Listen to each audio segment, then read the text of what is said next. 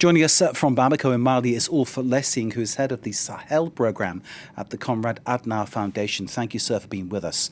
There is reportedly international concern about the fate of Niger's deposed president and his family. How are you reading the situation?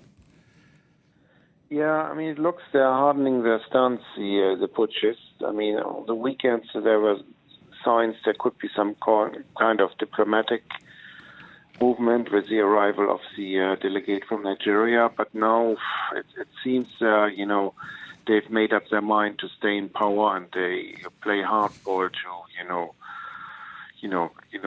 accusing now Mr. Bazoum of high treason.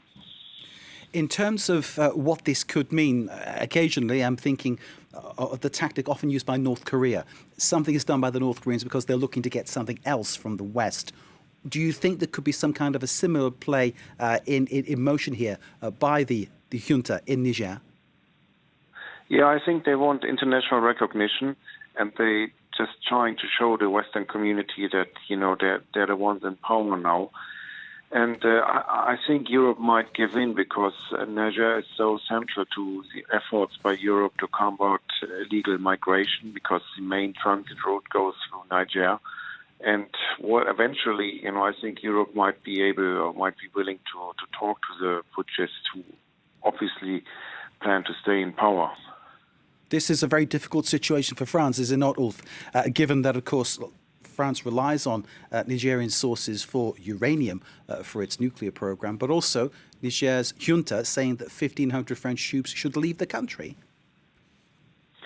Yeah, for France, it's disaster. They lost already the Central African Republic, then Mali, then Burkina Faso, now Niger, which was always close to Paris, since independence. And from the French diplomats I'm in contact with, they're all in a state of shock. They really hadn't expected this, and obviously they worry now that Russia might also become interested in Niger, forming a new axis. They have already Guinea, Burkina Faso and Mali.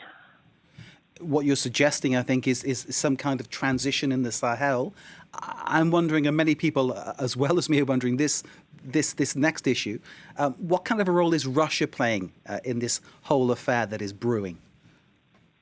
Yeah, Russia, they're not involved directly in the coup, but they try to make most of it. Disinformation campaign. From day one of the coup, they've been undermining Mr. Bazoum, claiming he had resigned, and then making all sorts of other accusations, like France is going to invade, Niger soon, just to drum up support for the putschists. Eventually, they hope probably for a contract for Wagner, like in Mali. But in any case, it's for Russia. Niger is very interesting to expand a bit their geopolitical footprint in the Sahel and in Western Africa in general. But are you saying that Russia's destabilization program through fake news, propaganda, the use of the internet in particular, it's been key in what's happened? Yeah, I would argue, if there's, more instability in the Sahel, there will be more migration, poverty-driven migration to Europe, and that might be as well in Russia's interest. Instability is not going to hit Russia, so, Russia benefits from instability. Europe might be in trouble, and there might be a contract along the way, to buy weapons or, make a deal with mercenaries like we've seen in other African countries.